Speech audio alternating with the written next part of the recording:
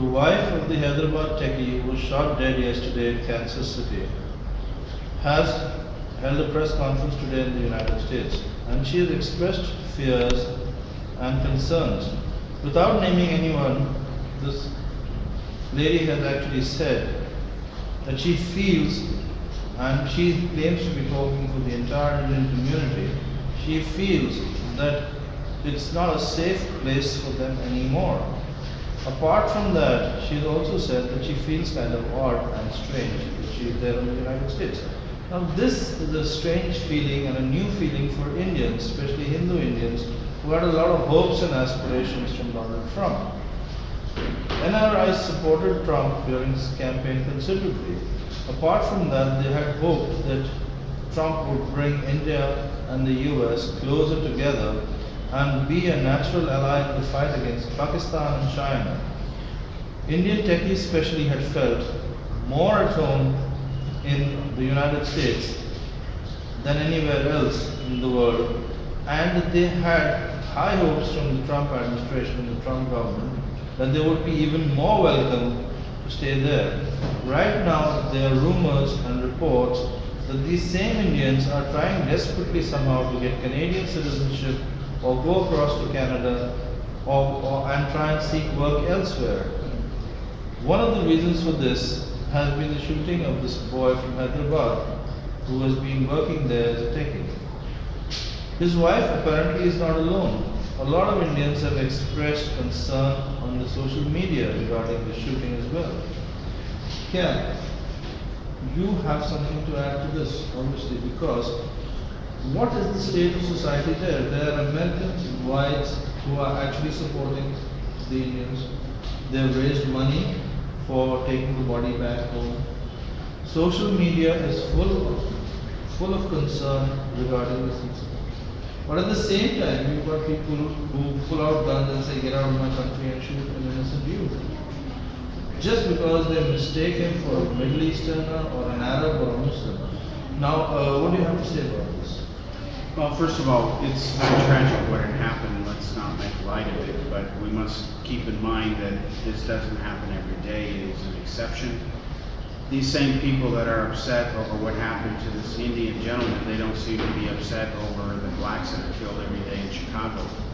The murder rate in Chicago already is going at a faster rate in 2017, and it's early in the year, than it was in 2016, which was ahead of the pace than 2015.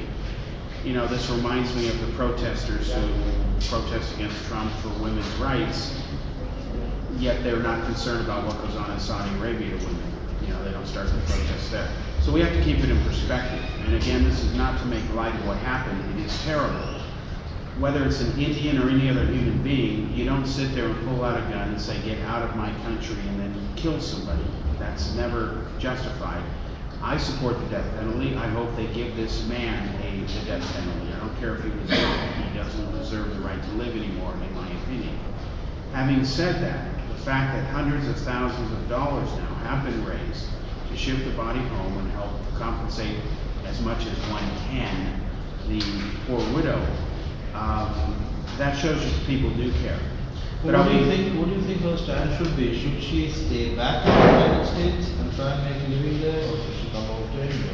That's ultimately up to her, but I'll tell you what I tell Indians who ask me this question. And I get asked this question several times a week, especially since I take taxis a lot. I get asked about America versus Canada by Indians. And I tell all Indians who ask me, and I'll say it right now, that if I were an Indian and I were going to try to go to the West and get a better, higher standard of living and pay, I wouldn't go to America, I'd go to Canada, and I'll tell you why.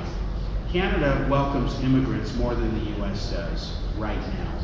The US immigration policy is a mess. It was a mess under Obama. Do you know that in the last year that Obama was president, he deported 100,000 illegal aliens, and the media said nothing. He was a saint. But if Trump deports 2 people, it's a scandal. So there's a double twisted standard. Canada wants immigrants because they need the population.